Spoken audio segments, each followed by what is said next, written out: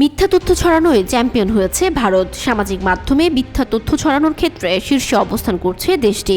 মাইক্রোসফটের সাম্প্রতিক এক সমীক্ষায় এমন তথ্য উঠে এসেছে। সমীক্ষার ফলাফলে দেখা গেছে বিশ্বের সবচেয়ে বেশি ভুয়া খবর ছড়ায় ভারত।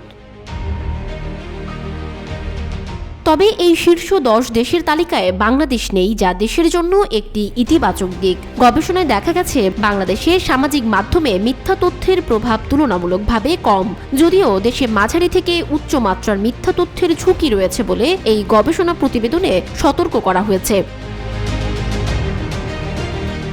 মাইক্রোসফটের জরিপ অনুযায়ী 60%-এরও বেশি অনলাইনে ভুয়া খবরের মুখোমুখি হয়েছেন, যেখানে এ হারের বৈশ্বিক গড় 57%।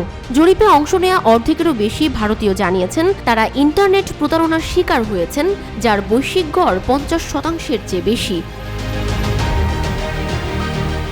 অন্যদিকে 42% ভারতীয় বলেছেন তারা নেট দুনিয়াতে প্রতারণার শিকার হয়েছে। এ জরিপে ব্যক্তিগত তথ্য সংগ্রহ, অনলাইন বুলিং, অনাকাঙ্ক্ষিত যৌন বার্তা, মিথ্যা তথ্য ও ভুয়া খবর সহ বিভিন্ন অনলাইন ঝুঁকির বিষয়গুলো বিশ্লেষণ করা হয়েছে। ভারতে পরিবার ও বন্ধুবান্ধব কর্তৃক অনলাইনে ঝুঁকি ছড়িয়ে পড়ার গতি দ্রুত বাড়ছে। 2018 সালের মে মাস পর্যন্ত ভারতে অনলাইন ঝুঁকি ছড়ানোর হার 9% পয়েন্ট বেড়ে 29%-এ পৌঁছেছে। মোটা দাগে এ জরিপে ভারতে ভুয়া খবর সহ বিভিন্ন অনলাইন ঝুঁকি বাড়ার পূর্বাভাস দেওয়া হয়েছে। 2019 সালের একটি জরিপে দেখা গেছে ভারতের প্রথমবার ভোটারদের মধ্যে 88% ভুয়া খবরকে বড় সমস্যা হিসেবে দেখেছেন। তবে ভারতীয় রাজনীতিতে মিথ্যা তথ্যের ব্যবহার নতুন কিছু নয়। উদ্বেগের বিষয় হলো আজকের দিনে প্রিন্ট, টেলিভিশন এবং সামাজিক মাধ্যমের মতো বিভিন্ন প্ল্যাটফর্মে যাচাইবিহীন তথ্য সহজেই ছড়িয়ে পড়ছে, এমনকি সমালোচনামূলক চিন্তাধারার মানুষদের কাছেও।